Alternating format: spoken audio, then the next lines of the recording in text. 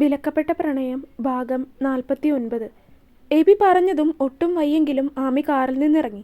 പക്ഷേ ആമി സീറ്റിൽ നിന്നിറങ്ങിയതും കാറിൻ്റെ സീറ്റിലും അവളുടെ ഡ്രസ്സിലുമായി പടർന്നു പിടിച്ചിരിക്കുന്ന ചോര കണ്ടതും ഒരു നിമിഷം എബി ആകെ വിയർത്തുപോയി. ആമി ഇതറിഞ്ഞിട്ടില്ലെന്നുള്ളത് അവളുടെ പെരുമാറ്റത്തിൽ നിന്നവന് മനസ്സിലായി. ശിവ. ഡോറ് തുറന്നിറങ്ങിയ ആമിയെ കാറിൻ്റെ ഉള്ളിൽ നിന്ന് എബി വിളിക്കുന്നത് കേട്ടതും അവൾ സംശയത്തോടെ അവനെ തിരിഞ്ഞു നോക്കി. എടോ, തനിക്ക് പീരിയഡ്സ് ആണോ? താഴ്ന്ന ശബ്ദത്തിൽ എബി ചോദിച്ചതും ഒരു നിമിഷം ആമിയുടെ കണ്ണുകളൊന്നും ഇഴിഞ്ഞുപോയി. അവൾ ആദ്യം നോക്കിയത് ഡ്രസ്സിൻ്റെ പിൻഭാഗത്തേക്കാണ്. അവിടെ നിറഞ്ഞിരിക്കുന്ന ചോരയുടെ പാട് കണ്ടതും ആമി എന്ത് ചെയ്യണമെന്നറിയാതെ നിന്നുപോയി. കാറിൻ്റെ സീറ്റിലേക്ക് നോക്കിയപ്പോൾ അവിടെയും നിറയെ ചോരത്തുള്ളികൾ കൊണ്ട് നിറഞ്ഞിരിക്കുകയാണ്. സങ്കടമാണോ ദേഷ്യമാണോ തോന്നുന്നത് എന്ന് തിരിച്ചറിയാൻ പറ്റാത്തൊരവസ്ഥയിലായിരുന്നു അവൾ അന്നേരം. സങ്കടവും ദേഷ്യവും കൂടി സമ്മിശ്രമായി വന്നപ്പോൾ അവളുടെ കണ്ണിൽ നിന്ന് ധാരധാരയായി കണ്ണുനീരൊഴുകി. എബി വേഗം തന്നെ കാറിൽ നിന്നിറങ്ങി അവളുടെ അരികിലേക്ക് വന്നു. എടോ, താൻ ഓക്കെ ആണോ? എബിയുടെ ശബ്ദത്തിൽ ആകുലത നിറഞ്ഞു. ഇതുവരെ ഇങ്ങനെയുള്ള സന്ദർഭമൊന്നും ഉണ്ടായിട്ടില്ല. ഇങ്ങനെയൊരു പ്രശ്നം ഹാൻഡിൽ ചെയ്തിട്ടുള്ളൊരു വശവുമില്ല. എന്ത് ചെയ്യണമെന്നറിയാതെ എബിയും ആകെ വല്ലാത്തൊരവസ്ഥയിലായിപ്പോയി. എബി ചോദിച്ചിട്ടാണെങ്കിൽ ആമി ഉത്തരം പറയുന്നുമില്ല. പാർക്കിംഗ് ഏരിയയിലേക്ക് 1-2 കാറുകൾ കൂടി വരുന്നത് കണ്ടതും എബി അവളുടെ അടുത്തേക്ക് ഒന്നുകൂടി ചേർന്ന് നിന്നു. എടോ, താനിങ്ങനെ കരയല്ലേ, ആളുകളൊക്കെ വരുന്നുണ്ട്, അവർ ശ്രദ്ധിക്കും. അവളുടെ പിന്നിലേക്കായി നീങ്ങി നിന്നുകൊണ്ടാണ് എബി അത് സംസാരിക്കുന്നത്. ഉള്ളിൽ മറ്റൊരു ടീഷർട്ട് ഇട്ടിരിക്കുന്നത് കൊണ്ട് തന്നെ അവൻ പുറത്തുണ്ടായിരുന്ന ഷർട്ട് ഊരി അവൾക്ക് നേരെ നീട്ടി. എടോ, താനിത് അരയിൽ കെട്ട്. ഡ്രസ്സിൻ്റെ പിറകിൽ ബ്ലഡിൻ്റെ സ്റ്റെയിൻ ആയിട്ടുണ്ട്. വേറെ നിവൃത്തിയൊന്നും ഇല്ലാത്തത് കൊണ്ട് തന്നെ ആമി ആ ഷർട്ട് വാങ്ങി അരയിൽ കെട്ടി. രണ്ടുപേരും വേഗം തന്നെ അപ്പാർട്ട്മെൻറ്റിലേക്ക് കയറി. ആമി ഒന്നും മിണ്ടാതെ അപ്പോൾ തന്നെ മുറിയിലേക്ക് പോയി. എബി പിന്നെയും താഴേക്ക് വന്ന് വാങ്ങിച്ച സാധനങ്ങളൊക്കെ എടുത്ത് തിരിച്ച് അപ്പാർട്ട്മെൻറ്റിലേക്ക് കൊണ്ടുവന്ന് വെച്ചു. കുറച്ചു സമയം അവൻ അവിടെ ഇരുന്നൊന്ന് ആലോചിച്ചു. പിന്നെ അവൻ ആമിയുടെ വാതിലിൽ ഒന്ന് കുട്ടി. പക്ഷേ തുറക്കുന്നില്ലെന്ന് കണ്ടതും ഹാൻഡിൽ തിരിച്ച് അകത്തേക്ക് കയറിയപ്പോൾ അവിടെ ഉണ്ടായിരുന്നൊരു കസേരയിൽ അതുപോലെ തന്നെ ഇരിക്കുകയാണ് അവൾ. എടോ, താൻ ഇവിടെ തന്നെ ഇരിക്കുവാണോ? പോയി ഫ്രഷായിട്ട് വാ. എബി അകത്തേക്ക് കയറി വന്നുകൊണ്ട് പറഞ്ഞതും കരഞ്ഞു കലങ്ങിയ കണ്ണുകളോടെ ആമി അവൻ്റെ മുഖത്തേക്ക് നോക്കി. എന്തുപറ്റി?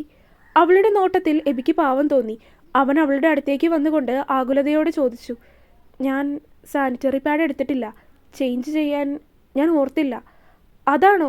അതിവിടെ ലോക്കൽ സ്റ്റോറിൽ കിട്ടും, ഞാൻ പോയി വാങ്ങിയിട്ട് വരാം. എന്നാലും അതൊന്നുമില്ല, ഞാൻ പോയി വാങ്ങി വരാം. ഇല്ലെങ്കിൽ തനിക്ക് എന്നോട് അപ്പോൾ തന്നെ പറയാമായിരുന്നില്ലേ? ഇങ്ങനെ മുറിയിൽ വന്ന് വിഷമിച്ചിരിക്കുന്നത് എന്തിനാ? ഞാൻ വേഗം പോയി വാങ്ങിയിട്ട് വരാം. വാതിൽ ഞാൻ അടച്ചിട്ട് പോവാണ് കേട്ടോ. ഞാൻ വരുമ്പോൾ വാതിൽ തുറന്നാൽ മതി. അത് പറഞ്ഞ് എബി വേഗം വീണ്ടും താഴേക്ക് പോയി. കുറച്ചു കഴിഞ്ഞപ്പോൾ തന്നെ അവൻ 2-3 തരത്തിലുള്ള സാനിറ്ററി പാഡൊക്കെ ആയിട്ട് വന്നു. അവിടെ കുറേ ഉണ്ടായിരുന്നു. ഉള്ളതിൽ ഭംഗി തോന്നിയതൊക്കെ ഞാൻ മേടിച്ചിട്ടുണ്ട്.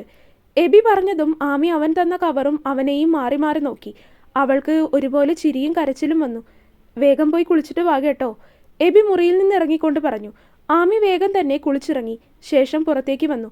എബി അവളെ കാത്തുന്നതുപോലെ ലിവിങ് ഏരിയയിൽ തന്നെ ഇരിക്കുന്നുണ്ടായിരുന്നു. താൻ വന്നോ? കുഴപ്പമൊന്നുമില്ലല്ലോ. ഹോസ്പിറ്റലിൽ പോണോ?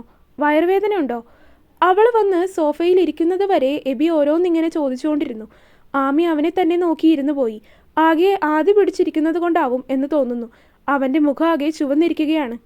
ചോദ്യങ്ങളുടെ പിറകെ വീണ്ടും ഓരോന്ന് ചോദിച്ചുകൊണ്ടിരിക്കുകയാണവൻ. അതിൽ നിന്ന് തന്നെ അവൻ്റെ ഉള്ളിൽ നല്ല രീതിയിൽ ടെൻഷൻ ഉണ്ടെന്ന് ആമിക്ക് മനസ്സിലായി. അവനെ കണ്ടപ്പോൾ അവൾക്ക് ഒരേ സമയം ചിരിയും സങ്കടവും വന്നുപോയി. കുറേ നാളുകൾക്ക് ശേഷമാണ് തന്നോടൊരാൾ ഇങ്ങനെയൊക്കെ ചോദിക്കുന്നത്, തനിക്ക് വേണ്ടി കെയർ ചെയ്യാൻ ഒരാൾ ഉണ്ടാകുന്നത്. എനിക്ക് കുഴപ്പമൊന്നുമില്ല, താനിങ്ങനെ ടെൻഷൻ ആവാതിരിക്കെ. അത് എനിക്ക് ഇങ്ങനെയുള്ള കാര്യങ്ങളൊക്കെ ഹാൻഡിൽ ചെയ്തുള്ള ശീലമൊന്നുമില്ല. സ്ത്രീകൾ ആരുമായിട്ട് അങ്ങനെ അധികം പരിചയമൊന്നും ഇല്ലാത്തത് കൊണ്ടാണ്. അപ്പോൾ എനിക്കിതിനെക്കുറിച്ച് കൂടുതലൊന്നും അറിയുകയില്ല. തനിക്ക് എന്തെങ്കിലും ആവശ്യമുണ്ടെങ്കിൽ എന്നോടത് തുറന്നു പറയാൻ മടി കാണിക്കരുത് കേട്ടോ. അവൻ്റെ സംസാരം കേട്ടപ്പോൾ ആമിക്ക് അവനോട് പാവം തോന്നിപ്പോയി. അത്രയും നിഷ്കളങ്കമായിട്ടായിരുന്നു അവൻ സംസാരിക്കുന്നത്. ഒരു നിമിഷം അവൻ്റെ ഇപ്പോഴുള്ള മുഖഭാവവും അവനെ താൻ ആദ്യം കാണുമ്പോഴുള്ള അവൻ്റെ കടിച്ചു കീറാൻ വരുന്നത് പോലെയുള്ള മുഖഭാവവും ആമിയൊന്ന് ഓർത്തുപോയി. അന്ന് ആദ്യമായിട്ട് കണ്ടപ്പോൾ താൻ വിചാരിച്ച എബിയുടെ സ്വഭാവവും ഇപ്പോഴുള്ള ശരിക്കുള്ള എബിയുടെ സ്വഭാവവും തമ്മിൽ ആനയും ആടും തമ്മിലുള്ള വ്യത്യാസമുണ്ട്. ശരിക്കുള്ള എബി പാവാണ്, പഞ്ചപാവം. സ്നേഹിക്കുന്ന എല്ലാവരോടും അവന് കുറച്ച് പൊസസീവ്നെസ് ഉണ്ട്. അതുകൊണ്ടാണ് ആദ്യം കണ്ടപ്പോൾ അവനിലും കൂടുതൽ മുത്തശ്ശി എന്നെ സ്നേഹിക്കുന്നുണ്ടെന്ന തോന്നലിൽ എന്നോട് ദേഷ്യമൊക്കെ കാണിച്ചത്. പക്ഷേ ഇപ്പോൾ അങ്ങനെയല്ല, തന്നോടും അവന് സ്നേഹമാണെന്ന് ആമി ഓർത്തു. ആമി സോഫയിലിരുന്ന് താടിയിൽ കൈവച്ച് അവനെ തന്നെ നോക്കിയിരിക്കുകയായിരുന്നു. താനെന്താ ഇങ്ങനെ നോക്കുന്നത് തന്നെ? അല്ല, ആദ്യം ഞാൻ പരിചയപ്പെട്ട ഒരു എബി ഉണ്ടായിരുന്നു. അയാളുമായിട്ട് ഒരു ബന്ധവുമില്ലാത്ത തരത്തിലുള്ള ഒരു എബിയാണ് ഇപ്പോൾ എൻ്റെ മുന്നിൽ നിൽക്കുന്നതെന്ന് ഓർക്കുമായിരുന്നു. ആമി അങ്ങനെ പറയുന്നത് കേട്ടതും എബി അവളെ നോക്കി ഒന്ന് പുഞ്ചിരിച്ചു. ഒരു തരത്തിൽ ആലോചിക്കുമ്പോൾ അത് ശരിയാണ്. ഞാൻ ഇങ്ങനെയൊക്കെ ആയതിൽ തനിക്കും ഒരു പങ്കുണ്ട് കേട്ടോ. I have never been like this to any one before. തൻ്റെ അത്രയും ഞാൻ പവിത്രയോട് പോലും സംസാരിച്ചിട്ടില്ലെന്ന് തോന്നിപ്പോകുന്നു എനിക്ക്. Sometimes I think that you are a magician. കാരണം ഇത്രയും നാളും ഇല്ലാതിരുന്ന തരത്തിലുള്ളൊരു ഫ്രണ്ട്ഷിപ്പാണ് തന്നിൽ നിന്ന് എനിക്ക് കിട്ടുന്നത്. എനിക്കും അങ്ങനെ തന്നെയാണ്. ഞാനും ഇതിനു മുൻപ് ഇത്രയും സന്തോഷിച്ചിട്ടുണ്ടോ എന്നുള്ളത് സംശയമാണ്. ഇത്രത്തോളം ഒരാളോട് സംസാരിച്ചിട്ടുണ്ടോ എന്നും അറിയില്ല. ആമി പറയുന്നത് കേട്ടതും എബിയും അവളും ഒരുപോലെ ചിരിച്ചു പോയിരുന്നു. തന്നെ ആദ്യം കണ്ടപ്പോൾ ഞാൻ കരുതിയത് താൻ നല്ല ബോൾഡായിട്ടുള്ള വളരെ സ്ട്രോങ് ആയിട്ടുള്ള ഒരു പെൺകുട്ടിയാണെന്നാണ്. പിന്നെ തൻ്റെ ജീവിതത്തിൻ്റെ കഥയൊക്കെ കേട്ടപ്പോഴും ഞാൻ അങ്ങനെ തന്നെയാണ് ചിന്തിച്ചത്. കാരണം അത്ര ചെറിയ പ്രായത്തിൽ അത്രയും വലിയൊരു തീരുമാനം എടുത്ത് അതിൻ്റെ പുറകെ പോവുക എന്നൊക്കെ പറയുന്നത് ചെറിയ കാര്യമൊന്നും അല്ലല്ലോ. അതിനെന്താ, ഞാനിപ്പോഴും സ്ട്രോങ് ആണല്ലോ. ആ, സ്ട്രോങ് ഒക്കെ തന്നെയാണ്. അത് ഞാൻ കുറച്ചു മുമ്പ് കാണുകയും ചെയ്തിരുന്നു. ചിരിച്ചുകൊണ്ട് എബി പറയുന്നത് കേട്ടതും ആമി അവനെ ഒന്ന് കൂർപ്പിച്ചു നോക്കി. അത് പെട്ടെന്ന് എന്ത് ചെയ്യണമെന്ന് അറിയാത്തൊരവസ്ഥയിലായിപ്പോയപ്പോൾ പെട്ടെന്ന് കരഞ്ഞു പോയതാണ്. അല്ലാതെ എനിക്ക് വേറെ കുഴപ്പമൊന്നുമില്ല. ഞാൻ ബോൾഡ് തന്നെയാണ്. ആമി അവനെയും തിരികെ പുച്ഛിച്ചു. ഉവ്വ് വെറുതെ കൊച്ച് എന്നെയും പേടിപ്പിച്ചു. അത് ഈ മൂഡ് സ്വിങ്സ് ഒക്കെ ഉണ്ടാകും ഈ സമയത്ത്. അതുകൊണ്ടാണ് അങ്ങനെ പെട്ടെന്ന് സങ്കടം വന്ന് കരഞ്ഞു പോയത്. ആമി അവന് കാര്യങ്ങളെല്ലാം പറഞ്ഞു മനസ്സിലാക്കി കൊടുക്കാൻ ശ്രമിച്ചു. എബി അതെല്ലാം ശ്രദ്ധിച്ച് കേൾക്കുകയും ചെയ്യുന്നുണ്ട്. നാളെ വീട്ടിലേക്ക് പോകുന്ന കാര്യം എങ്ങനെയാണ്? നാളെ പോകാം. വൈകിട്ട് പോകാമെന്നല്ലേ തീരുമാനിച്ചത്? അങ്ങനെ തന്നെ ആവട്ടെ. എബി അതിന് തലയാട്ടി. നാളെ തൻ്റെ വീട്ടിൽ പോകാമെന്ന് പറഞ്ഞില്ലേ? പോകണമെങ്കിൽ പോകാം. താൻ ഓക്കെ ആണെങ്കിൽ മാത്രം. തനിക്ക് വയ്യെങ്കിൽ നമുക്ക് വേറെ ഒരു തവണ പോകാം. എനിക്ക് വേറെ പ്രശ്നങ്ങളൊന്നുമില്ല. ആമി അവനെ സംശയത്തോടെ നോക്കി. അല്ല, ഈ പീരീഡ്സ് ആകുന്ന സമയം നിങ്ങളുടെ ബോഡി വീക്കായിരിക്കുമല്ലോ, അതുകൊണ്ട് ചോദിച്ചതാണ്. ഏയ്, അങ്ങനെയൊന്നും ഇപ്പം എന്തായാലും എനിക്ക് തോന്നുന്നില്ല. എന്ന് വെച്ച് എല്ലാവരുടെയും കാര്യം അങ്ങനെ ആവണമെന്നില്ല. ആമി പറഞ്ഞപ്പോൾ എബി ആലോചനയോടുകൂടി തലയാട്ടുന്നതും ഒക്കെ ഉണ്ട്. രണ്ടുപേരും അങ്ങനെ ഒരുപാട് സമയം സംസാരിച്ചു. കുറേ നടന്നതുകൊണ്ട് കാലുവേദനയായിരുന്നു രണ്ടുപേർക്കും. സംസാരിച്ച് ഒടുവിൽ സോഫയിലിരുന്ന് തന്നെ രണ്ടുപേരും ഉറങ്ങിപ്പോവുകയും ചെയ്തു. പിറ്റേ ദിവസം രാവിലെ ആമിക്കൊട്ടും വയ്യായിരുന്നു. ആകെ ക്ഷീണം. ഇന്ന് വൈകിട്ടാകുമ്പോൾ തിരിച്ചു പോകാമെന്നാണ് കരുതിയിരിക്കുന്നത്. അങ്ങനെയാണെങ്കിൽ രാത്രിക്ക് മുന്നേ വീടെത്താം. അതോർത്ത് ഇന്ന് തന്നെ പോകണമെന്ന് കരുതിയിട്ടുണ്ട്. ഇനി ആമിയുടെ അവസ്ഥ എങ്ങനെയാവും എന്ന് നോക്കിയിട്ട് വേണം ബാക്കി കാര്യങ്ങൾ തീരുമാനിക്കാൻ.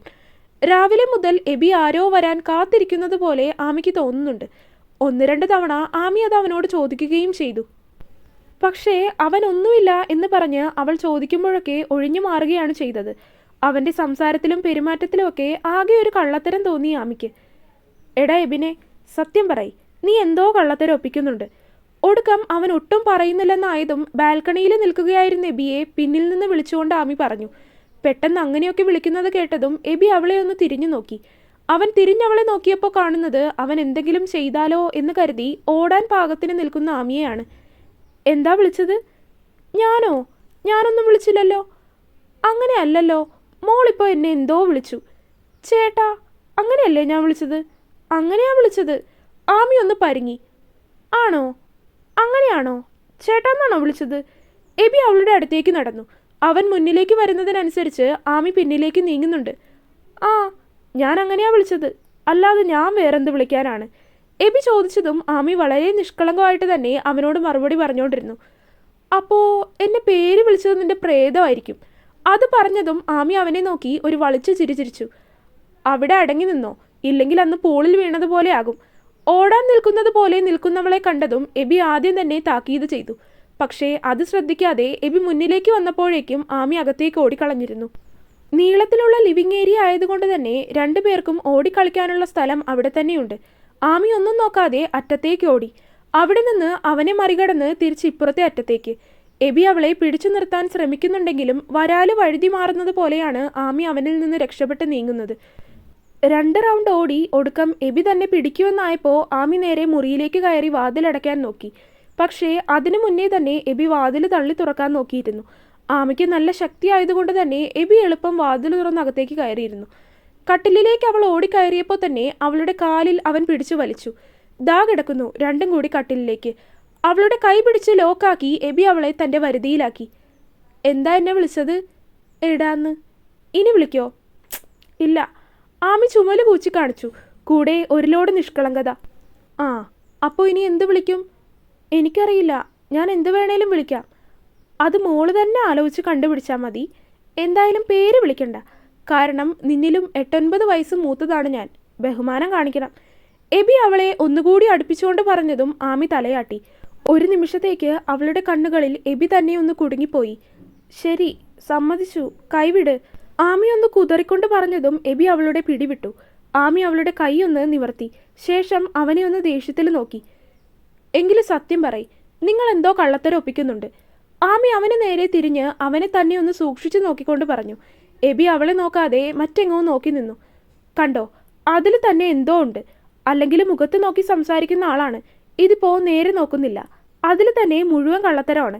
ആമി അവനെ കണ്ണു ചുരുക്കി നോക്കിക്കൊണ്ടാണ് ഓരോന്നും പറയുന്നത്. എന്ത്? ഒന്നുമില്ല. എങ്കിലെൻ്റെ മുഖത്തേക്ക് നോക്കിയിട്ട് പറയത്. എനിക്ക് കുറച്ച് വർക്കുണ്ട്, ഞാൻ അത് പോയി ചെയ്യട്ടെ. ആമി ചോദിച്ചതും അങ്ങനെ പറഞ്ഞ് എബി തിരിഞ്ഞു നടന്നു. പക്ഷേ എബി ഒന്ന് കണ്ണടച്ച് തുറക്കും മുന്നേ അവൻ്റെ പുറത്ത് നോക്കി ഒരിടി കൊടുത്ത് ആമി അവനെ മറികടന്ന് മുറിയുടെ പുറത്തേക്ക് ഓടി.